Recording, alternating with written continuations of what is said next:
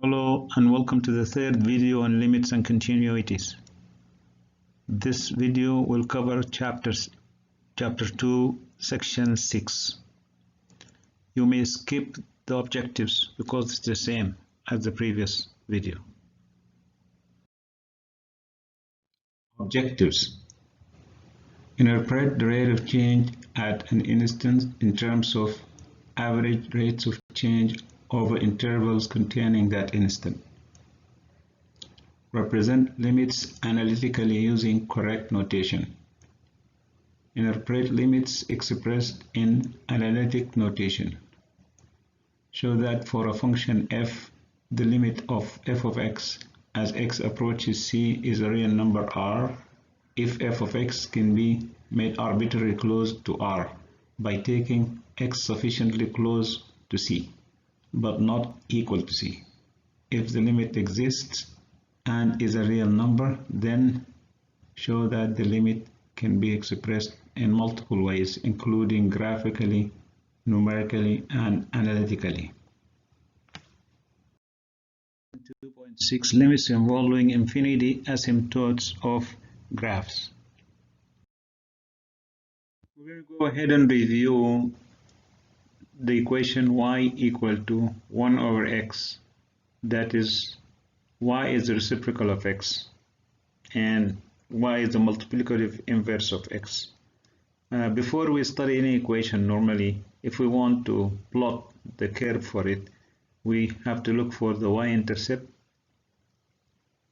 and we have to look at the x-intercept, and then we have to put a few points, and that will give us an idea as to how to plot the curve. So let's take a look at the intercepts. We said to find the y-intercept, put x equal to 0. Put x equal to 0.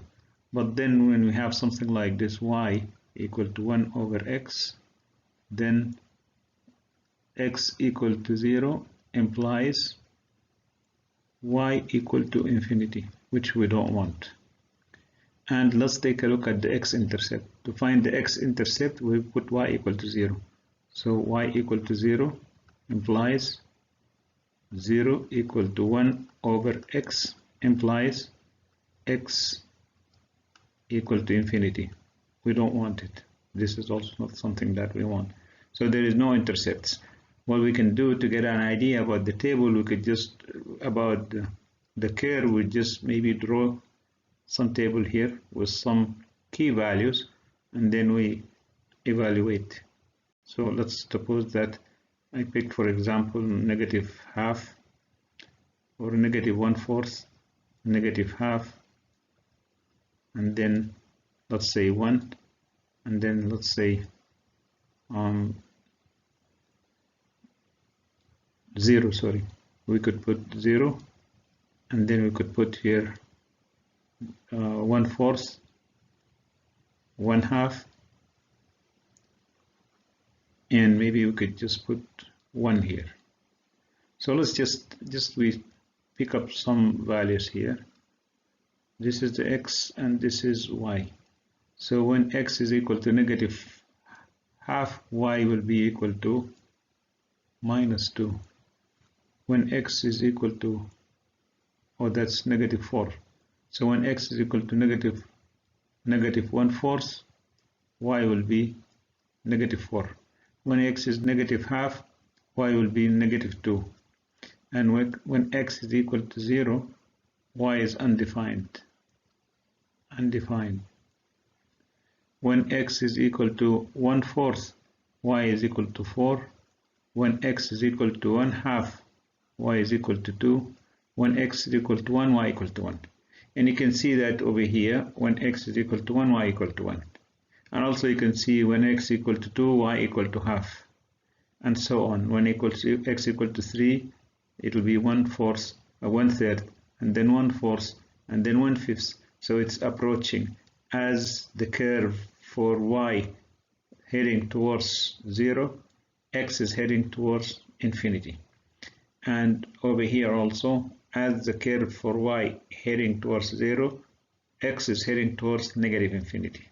and these are the asymptotes. So this curve has the x-axis as asymptote and the y-axis as asymptote. So it has two asymptotes. The horizontal asymptote is the x and the vertical asymptote is y. We will study this more afterwards. This is the definition of asymptote. A line y equal to b is a horizontal asymptote of the graph of a function y equal to f of x if either limit as x goes to infinity of f of x equal to b, or limit as x go to negative infinity f of x equal to b. This is just the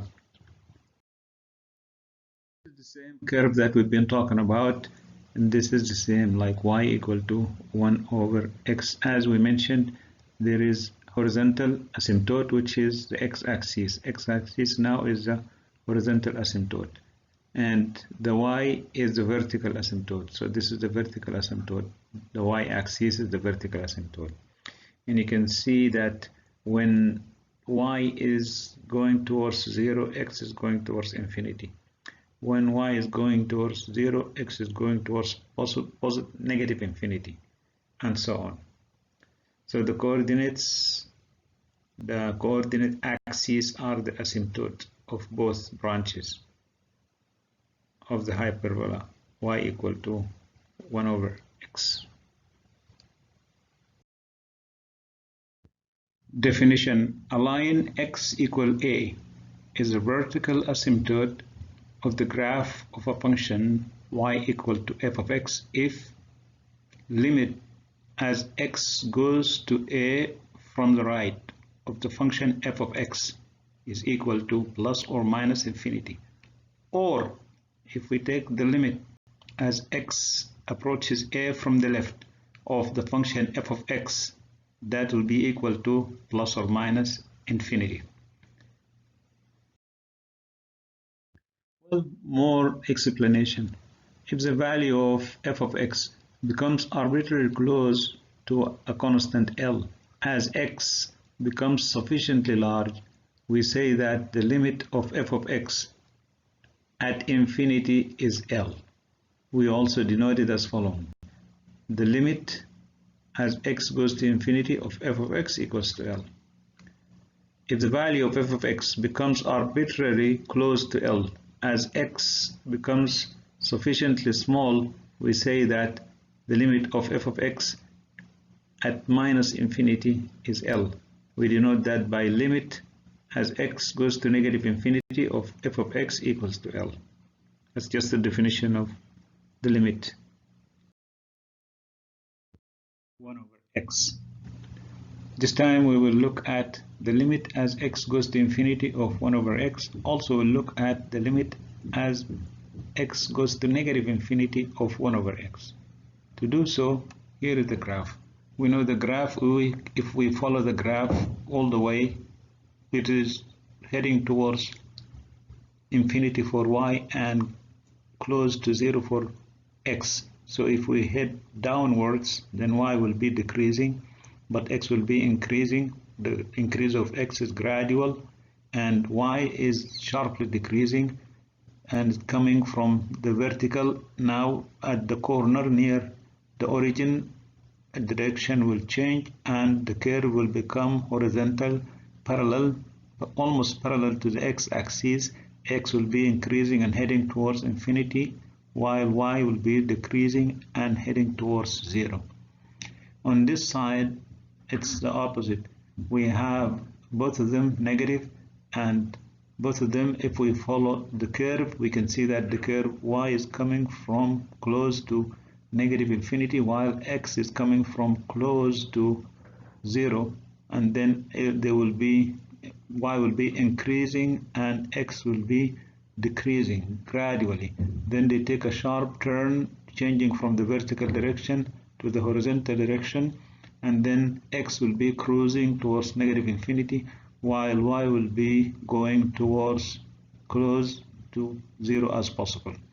Now the question that we can do here, or can ask, is what is the limit of x limit when x goes to negative infinity of 1 over x.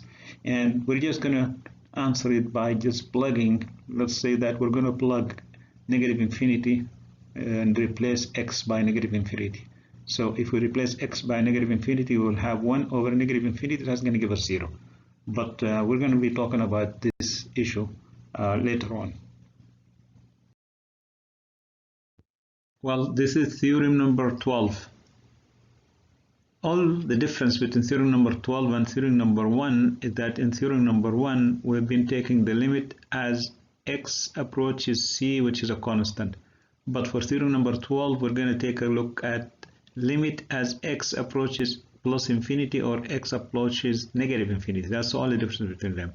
So that is the variable x may approach a finite number like c in theorem 1. But over here, now we'll try to get it to approach anything like plus or minus infinity. Let's take a look at the examples. First example, limit as x goes to infinity of 5 plus 1 over x. We could just go ahead and replace x by infinity.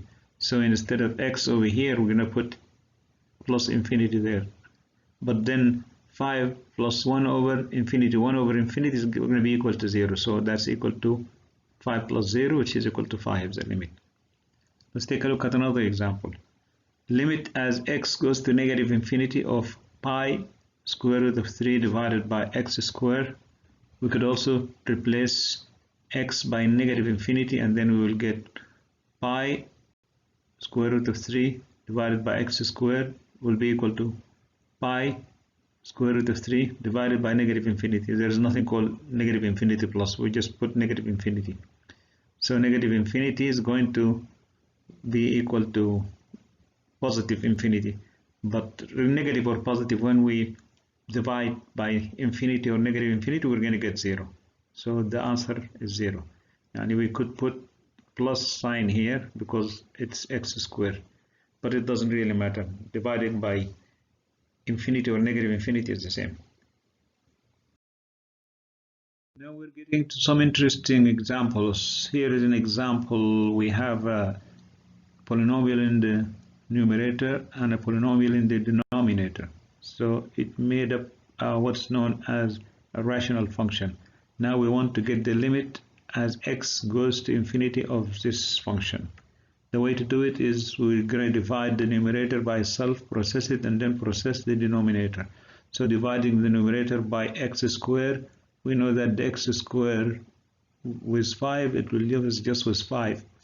But then we have 8x, we divided by x squared, we will be left with 8 over x. And minus 3, we will be left with minus 3 over x squared. So this is what we're going to get.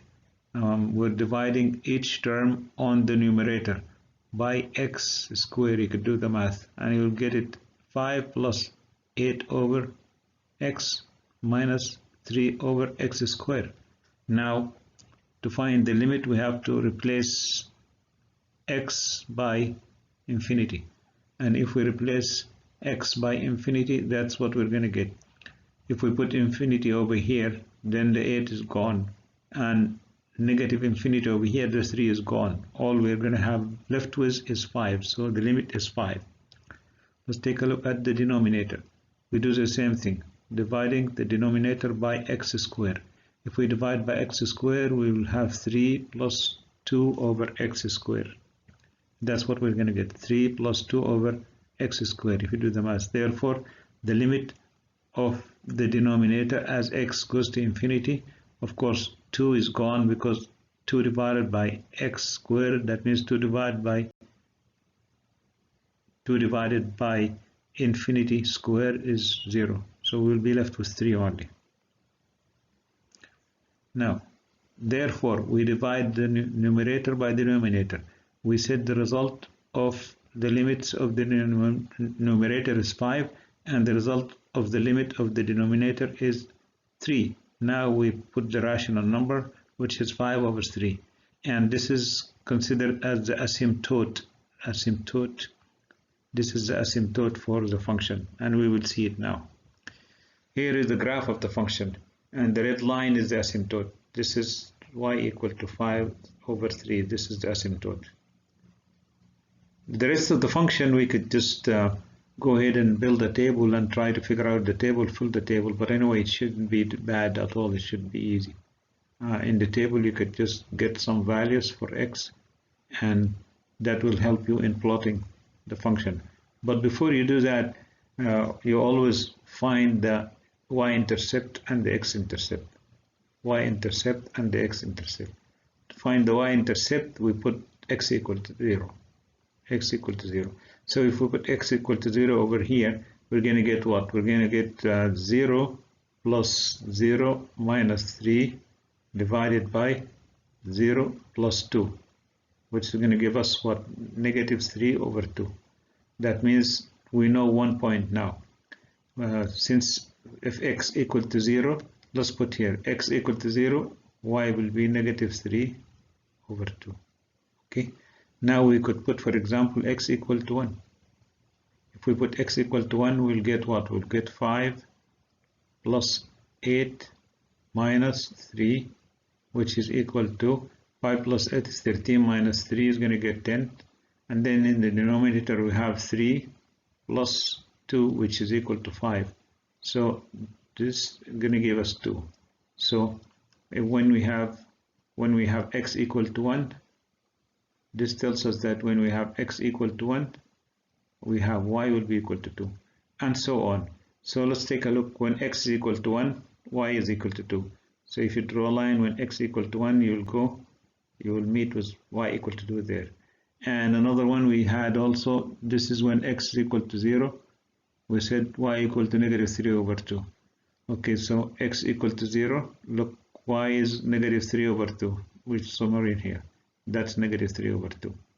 And we said when x is equal to 1, we said y is equal to 2, so we plug in 2 here, and we just found the value of you can just put another value. Anyway, it's very clear now. You can just identify the points, and then you could go ahead and draw the curve. We will be talking about drawing the graphs later on in different. Here another interesting function. We have 11x plus 2 divided by 2x cubed minus 1. We want the limit as x goes to -infinity. As we said, we have to divide by the power. So we have limit as x goes to infinity. We're going to go ahead and divide by x to the power 3.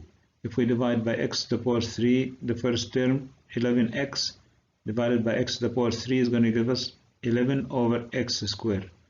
2 divided by x to the power 3 is going to give us 2 over x to the power 3. And the denominator, 2x to the power 3, when divided by x to the power 3 will give us 2, and the last term will give us 1 over x cubed. And then we're taking a limit as x goes to 0. Definitely, you can see that 2 divided by infinity is going to be equal to 0. 11 divided by infinity is going to be equal to 0, right? So we'll have in the numerator 0. In the denominator we have 2 minus 1 over infinity, and that's going to give us 2. So it's 0 over 2, so it's equal to 0. So the limit of this function is equal to 0. Therefore, when x approaches positive or negative infinity, y approaches 0, because we're taking the limit as x goes to negative infinity. Okay, we could also take as x goes to positive infinity. And we have seen that either way, when we take x towards infinity, y will go towards 0. This is the y. So that's what we're saying. Therefore, when x approaches plus or minus infinity, y approaches 0. That means there is asymptote on the x-axis. That means the function uses asymptote on the x, and sure enough, see the function as x is going towards negative infinity, y is going towards 0. And over here, as x is going to positive infinity, y is going to cross to 0. So what we can do is we can just, to plot a curve like this, we could just select values. So x equals to 1 imply y, if you do the math, is going to give you this point. And x equal to -1, also you do the math, y is equal to, and these are the values, so you're going to get the next point and the next point. So all these points will help you to draw the graph. This is not the subject of this particular video, but anyway, this is the curve that we have, and we're interested in finding the limit as x goes to -infinity, and we found the limit. The limit is 0. Okay. Now we're going to go through the demonstrated. So a line y equal to b is a horizontal asymptote of the function y equal to f of x if either limit as x goes to infinity of f of x equal to b, or limit as x goes to -infinity of f of x equal to b. Example, find the horizontal asymptote of the graph of f of x equals to x cubed minus 2 divided by mod x all cubed plus 1. For this particular function, there are two branches. Why? Because of the mod. Mod of x to the power 3 equal to x to the power 3 for x greater than 0, and it's equal to negative x to the power 3 for x less than 0. So let's take a look at the two branches. Limit as our function f of x as x goes to infinity equals to limit of x cubed minus 2 divided by x cubed plus 1 for x greater than 0, and it's also equal to limit as x goes to infinity of x to the power 3 minus 2 divided by negative x to the power 3 plus 1 for x less than 0. Now dividing by x to the power 3, the numerator and the denominator, we get limit as x goes to infinity of 1 minus 2 over x cubed divided by 1 plus 1 over x cubed for x greater than 0, and we're going to get 1 minus 2 over x cubed divided by negative 1 plus 1 over x cubed for x less than 0. These are the two branches. Now replacing x by infinity, we get 1 minus 2 divided by infinity divided by 1 plus 1 divided by infinity for x greater than 0, and we're going to get 1 minus 2 over infinity divided by negative 1 minus 1 over infinity for x less than 0. Now we'll jump over here. Now we get the limit of f of x as x goes to infinity is going to be equal to 1 for x greater than 0, because what will happen is that 2 over infinity will be equal to 0, 1 over infinity will be equal to 0. So the limit over here will be 1 over 1 for x greater than 0. So the limit is 1 for x greater than 0, and the limit is negative 1 for x less than 0. You can just check it. If you just replace 2 divided by infinity by 0 and replace 1 divided by infinity by 0, we'll get 1 divided by negative 1, which is negative 1. So we can just go ahead and say the limit of the function is equal to 1 for x greater than 0, and it's equal to negative 1 for x less than 0. If this is the y-axis and this is the x-axis, so this is 1. So for 1 we will get all the way until infinity, and for negative 1 we will go to the left. So it will be all the way until negative infinity. Our task, the first example, is to find the horizontal asymptote of y equal to e to the power x. To find the horizontal asymptote, we find the limit as x goes to infinity and the limit as x goes to negative infinity. Therefore, the limit as x goes to positive infinity of e to the x equal to e to the infinity, but e to the infinity equal to infinity. And the limit as x goes to negative infinity of e to the x equal to e to negative infinity, which is equal to 1 over e to the infinity, which is equal to 1 over infinity, which is equal to 0. That means for x going to plus infinity, the limit is infinity. For x going to negative infinity, the limit is 0. Hence, the x-axis is the horizontal asymptote for the first question, which is y equal to e to the x. Second question, find a limit as x goes to infinity of sine 1 over x. We have to take limit as x goes to infinity of sine 1 over x. But then we realize one thing. When x goes to infinity, 1 over x will go to 0. And we have it over here. As x approaches infinity, 1 over x approaches 0. That means we're looking for sine 0, the limit of sine 0. So the limit equal to 0 because sine 0 is 0. And also since sine 1 over x, as we said, and x goes to infinity, is same as doing sine 0. So let's take a look at b. In b, we have to do two things. The limit for x going to plus infinity and the limit for x going to negative infinity of the function x sine 1 over x. So let's take a look at the first branch, and that is limit as x goes to infinity of x sine 1 over x. This is equivalent, and you could do the math. You could go and review this. It's going to be equal to limit as theta goes to 0, 1 over theta sine theta. And this we could regroup it to make it like limit as theta goes to 0 of sine theta over theta, and that's equal to 1 by the Sandwich Theorem. We proved this. You could go back to your notes. Also, we can take the limit as x goes to negative infinity of x sine 1 over x, and this will be equal to limit as theta goes to 0, 1 over theta sine theta, and that could be grouped into equal to limit as theta goes to 0, sine theta over theta, which is also equals to 1. So in both cases, the limits are equal to 1.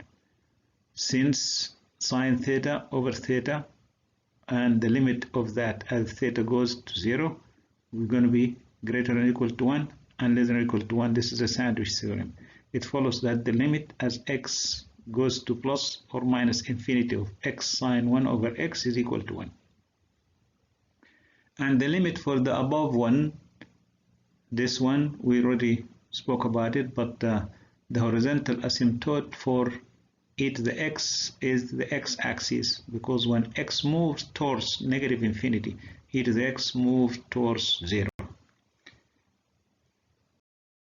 Now, this figure shows the graph of the function in example 4, which we already dealt with, and it says that it has two horizontal asymptotes.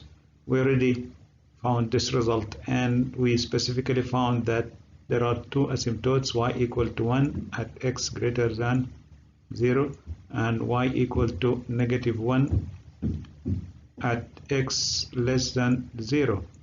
And pretty much asymptotes, they just give us information about the limits. So in this case, this one will show us the limit as x goes to infinity is equal to of the function f of x is equal to 1.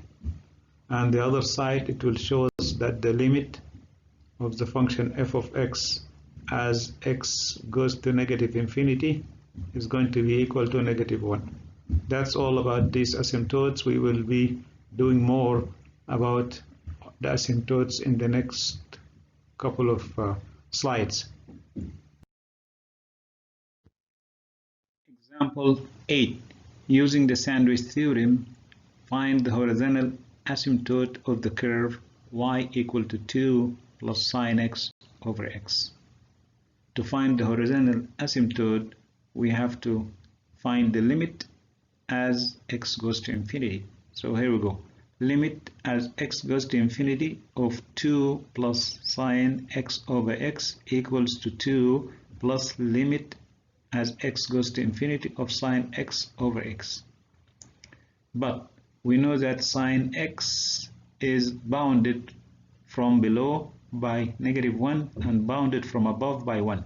That is, sine x is always greater than or equal to negative 1 and less than or equal to 1. Now, this implies that sine x over x, we divide by x, is going to be greater than or equal to negative 1 over x, less than or equal to positive 1 over x. Therefore, if we take limit as x goes to infinity of negative 1 over x, and we take the limit as x goes to infinity of 1 over x, then we get zeros on both sides. So this side we get 0, and this side we get 0. That means inside we have limit as x goes to infinity of sine x over x. It's bounded by zeros on both sides. It will be greater than or equal to 0 and less than or equal to 0. Now we can add 2 to each term, and then if we add 2 to each term, then we will have 2 over here. It will be 2 less than or equal to limit as x goes to infinity 2 plus sine x over x, and this is less than or equal to 2. By the Sandwich Theorem, now limit of 2 plus sine x over x as x goes to infinity is therefore equal to 2, which is summarized right here.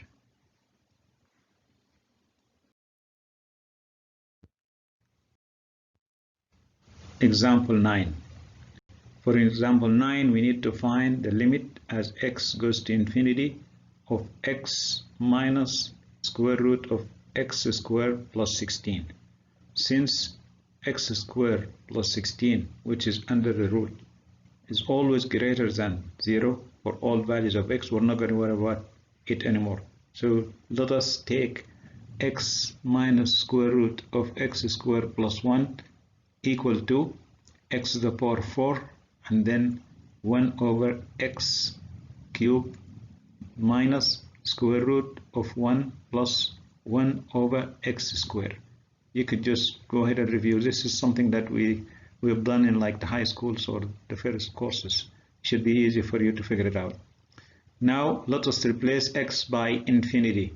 Then we will have x to the power 4 multiplied by 1 over x to the power 3 minus the square root of 1 plus 1 over x squared will become, we will replace x to the power 4 by infinity outside, and then inside the first term is gone because 1 over infinity is 0. So that's 0 there.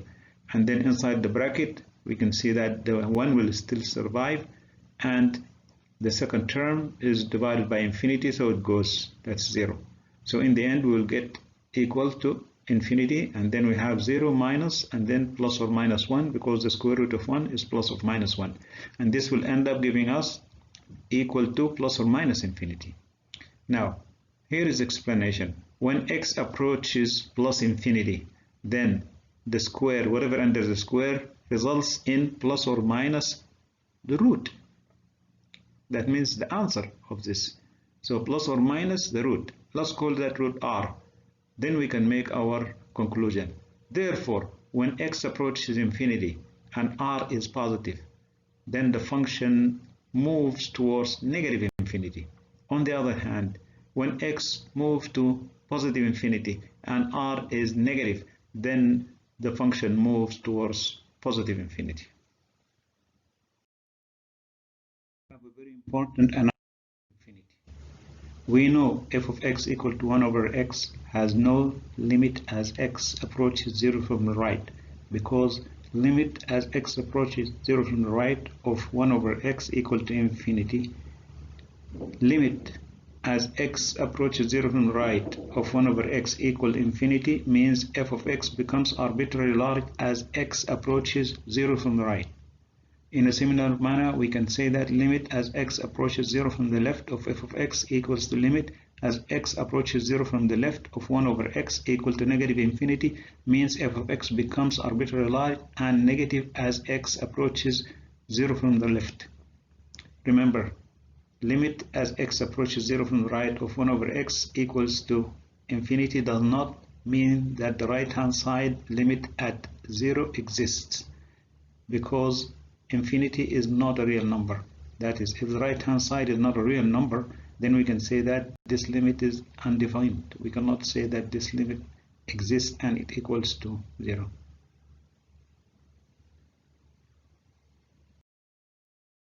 Where x goes to a constant, for example, find limit as x goes to 1 from the right of 1 over x minus 1. And we also want to find the limit as x goes to 1 from the left of 1 over x minus 1. First, let's take a look at limit as x approaches 1 from the right of 1 over x minus 1. That's going to be equal to infinity. And it exists. Though we cannot get to infinity, but that would tend to infinity. And limit as x approaches 1 from the left equal to 1 over x minus 1, that's going to be equal to negative infinity. That means it will approach negative infinity. Now we're going to go ahead. Example 12. Discuss the behavior of f of x equal to 1 over x squared as x approaches 0. We do so by first taking the limit as x approaches 0 from the right of 1 over x squared, and that limit will be equal to infinity. It goes towards infinity. We can also look at the case when the limit is taken as x approaches 0 from the left of 1 over x squared. It will also give us a value towards infinity. Now here is a curve for f of x equals to 1 over x squared. It's very clear that this curve is symmetric about the y-axis. If we look into the right-hand side, we can see that the values of y are almost 0, but they cannot be 0. And the values of x are heading towards positive infinity. So if we come back, we'll be coming back while the values of x will be decrementing, but the values of y will be increasing, but increasing gradually until we get close to the origin. Then the curve will make a sharp turn and becomes almost a vertical curve. Y will continue to increase while x continues to decrease.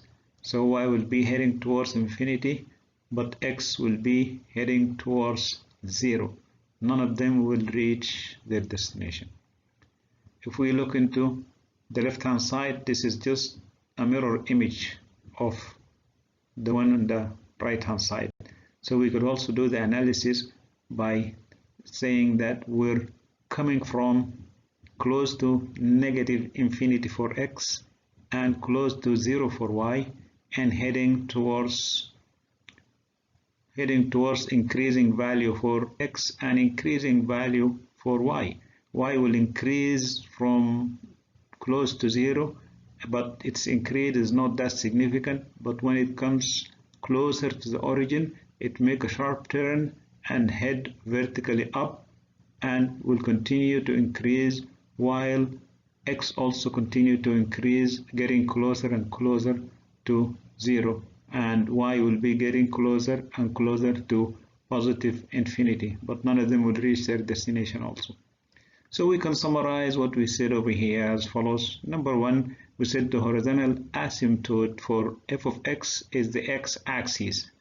Here is the x-axis, and we talked about the limits. So we can see over here, we can say that limit as x goes to infinity of the function will be equal to close to 0. And over here also we can say that limit as x goes to negative infinity of the function, that the function will get close to 0 also. So this is the asymptote. The second point is as x moves from infinity towards the origin, y moves from very small values close to 0 values. When y gets closer to the origin, it changes direction from horizontal to sharp vertical, making the y-axis its vertical asymptote. So that means we have the horizontal asymptote and we have also vertical asymptote. Number 3, the same analysis applies for the case of x moves from negative infinity as given on the sketch above. That's it for this part. Example 13. These examples illustrate that rational functions can behave in various ways near zeros of the denominator. Let's take a look at this function a. Function a, we have limit as x approaches 2 of x minus 2 squared divided by x squared minus 4. First of all, we have to solve the denominator and find the zeros. There are two zeros for the denominator, x squared minus 4. One zero is at x equal 2 and the other zero at x equal to negative 2. Let us check the values in the neighborhood of x equal to 2. So we listed 2 in the middle, and we listed values that are greater than 2 in decreasing order approaching 2, and we listed values that are less than 2 in increasing order towards 2. The result is as follows. Limit as x values approach 2 from the right is equal to 0, and limit as x approaches 2 from the left is also equal to 0. We have some more functions, so this conclusion for this one is that limit as x approaches 2 from the right or left equal to 0. Now there is a function b which says limit x goes to 2 of x minus 2 over x squared minus 4. The difference between this function and the one on the top is that the numerator of the one on the top is the square of the numerator of this one. So the table for this function is this, and the numbers, the same numbers, so it's exercise for you to fill the values to the left and to the right in the same manner as these values filled, and make some comparison between these two functions. See the behavior around 2 on the right and on the left, and how they are going to converge, if they're going towards 0 or if they're going towards infinity. Make your conclusions. Also, there are 3 more exercises, so please go practice these exercises. Definition. A line x equal to a is the vertical asymptote of the graph of a function y equal to f of x if either limit as x goes to a from the right of f of x equal to plus or minus infinity, or limit as x goes to a from the left of the function f of x equal to plus or minus infinity. Take a look at an example. This example says find the horizontal and vertical asymptotes of the curve y equal to x plus 3 divided by x plus 2. To find the horizontal asymptote, we find limit as x goes to infinity of x plus 3 divided by x plus 2. Before doing so, let us divide both the numerator and the denominator by x. We will get limit as x goes to infinity of 1 plus 3 over x divided by 1 plus 2 over x. We did this by dividing the denominator by x and the numerator by x. So this is what we're going to get. And then this is equal to, we have to plug in for every x infinity. So that we'll get 1 plus 3 over infinity divided by 1 plus 2 over infinity. Now 3 over infinity is going to be equal to 0, and 2 over infinity is going to be equal to 0. That's going to give us 1. Therefore, the horizontal asymptote is y equal to 1. To find the vertical asymptote, we solve for the zeros of the denominator. We look for the values of x that will make the denominator equal to 0. Therefore, the vertical asymptote is at x equal to negative 2, because negative 2 is the only value that will give us 0 in the denominator. It's time we do example 16. For the example, we have to find the horizontal and vertical asymptotes of the graph of f of x equals to negative 8 divided by x squared minus 4. And to find the horizontal or vertical asymptotes in general, if we want to find the asymptotes, let's say start with horizontal asymptotes, that means we have to divide every term in the numerator and the denominator by the x that has the largest exponent. In this case, we have just one x. So we'll divide the components of the numerator by x squared and the components of the denominator by x squared. This is what we'll end up having because we just replace x squared by x squared divided, we replace it by 1. But basically everything is the same, and we're going to take x towards infinity. So if we take x towards infinity, we get the limit as x head towards infinity. That means the 8 will be divided by something too large and the result will be 0. And the 4 also will be gone, will be 0. So limit as x head towards infinity, then y will head towards 0 in the numerator and 1 minus 0 in the denominator, and that will give us 0. But that 0 is really the horizontal asymptote, and it appears at y equal to 0. Y equal to 0 is the x-axis. Now that we have found the horizontal asymptote, let's search for the vertical asymptote. But before that, let's try to find the x-intercept and the y-intercept. For f of x, we're repeating the function for convenience. For f of x equals to negative 8 divided by x squared minus 4, if we want the y-intercept, we have to evaluate the function at x equal to 0. So we have to find f of 0. To find f of 0, we'll plug 0 over here. So we will have negative 8 divided by negative 4 equal to 2. So f of 0 equal to 2, therefore 2 is the y-intercept. Now that we found the y-intercept, let's look for the x-intercept. To find x-intercept, we have to set f of x equal to 0. So f of x equal to negative 8 over x squared minus 4, we have to set this one equal to 0. But setting it equal to 0 is going to create a problem. If we set it equal to 0, we're not going to get any equation. Because if you do the math and the cancellation, then we will prove that 8 is equal to 0, which is wrong. So this implies that the function has no intercept. There has no x-intercept. Now we will move on and settle on finding the vertical asymptotes. To find the vertical asymptotes, we have to look at the denominator of the equation.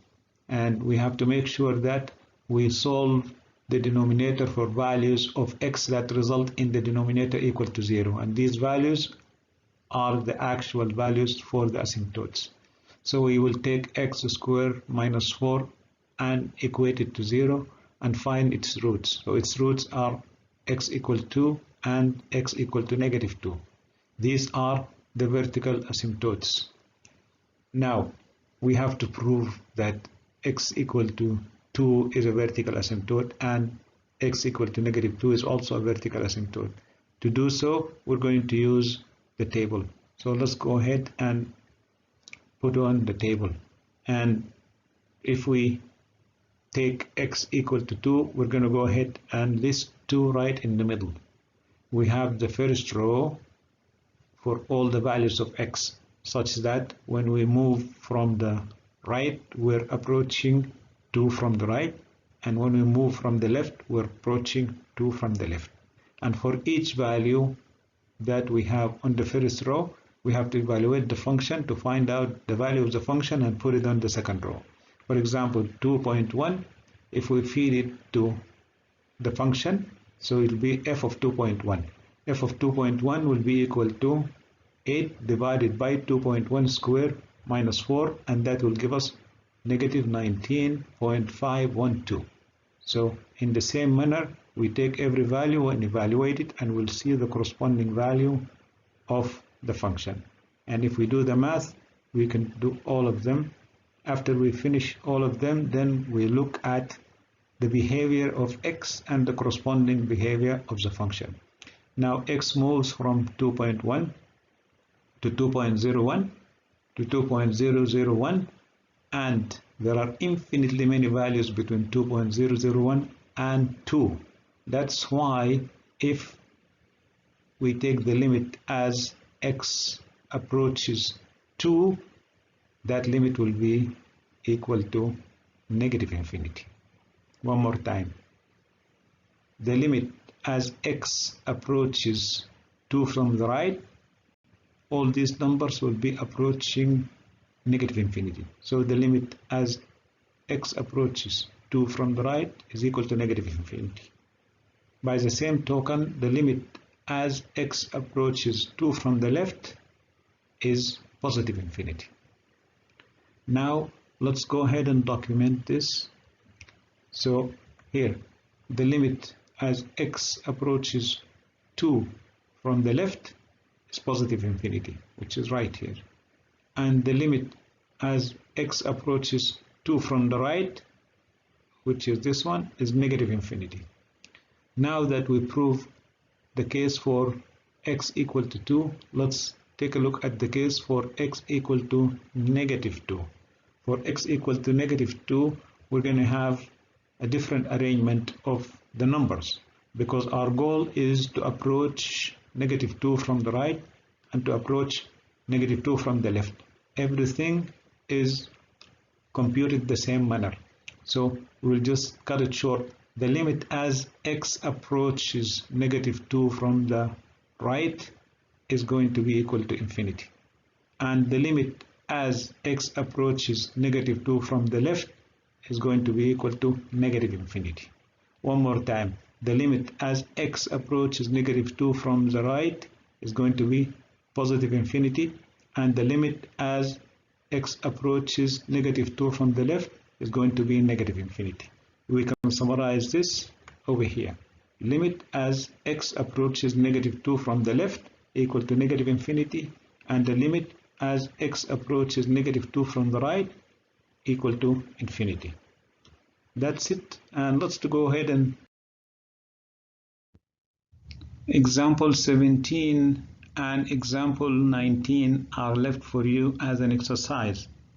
They're going to be due on the 18th of October. One more time, they're going to be due on the 18th of October. More details will be provided in class. Thank you and stay healthy. Goodbye.